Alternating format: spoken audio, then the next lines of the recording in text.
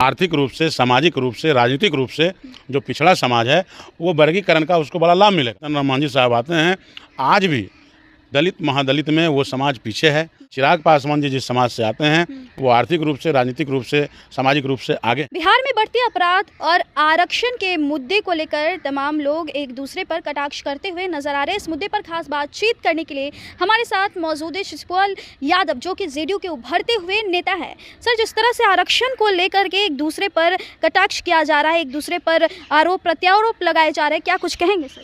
निश्चित रूप से इस जो मामला आया है और जिस तरह के लोग आरोप और प्रत्यारोप लगा रहे हैं, ये जो आरक्षण है जो मिला है ये हमको संविधान से मिला है। और संविधान से जो आरक्षण बाबा भीमराव अम्बेडकर साहब ने जो संविधान निर्माता हैं उसमें दिया हुआ अधिकार है।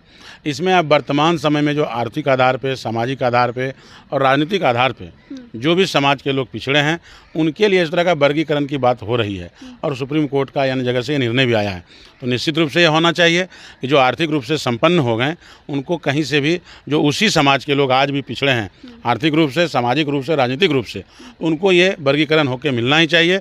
और क्रीमी लेयर इस तरह का पहले भी पूर्व में पिछड़ा में हुआ है, इसलिए इस तरह का आरोप प्रत्यारोप बिल्कुल ही नहीं करना चाहिए।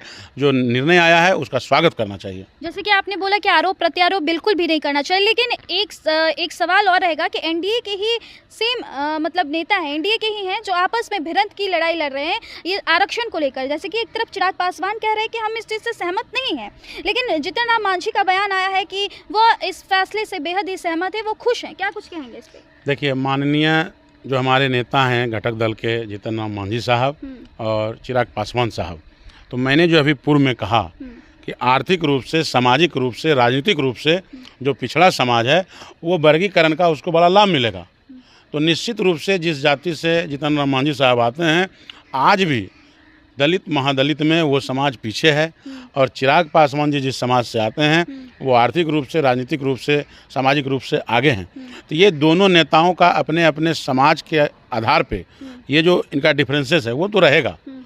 ये एनडीए घटक दल के हैं, देश में माननीय प्रधानमंत्री नरेंद्र मोदी जी हैं, उनके नेतृत्व में ये लोग हैं गठबंधन में। एक बार फिर से बोल रहे चिराग पासवान, मैं इस फैसले को लेकर कोर्ट में जाऊंगा।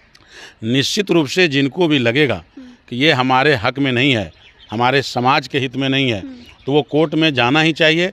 चिराग पासवान जी भी उसी आधार पर जाएंगे। जिनको भी इस तरह का लगेगा उनको जाना चाहिए। आप क्या कहेंगे? आपको क्या लगता है आरक्षण के मुद्दे पे जो भी बातें अभी चल रही है? तो निश्चित रूप से मैं ये कहूँगा कि ये जो हुआ है ये न्याय संगत है।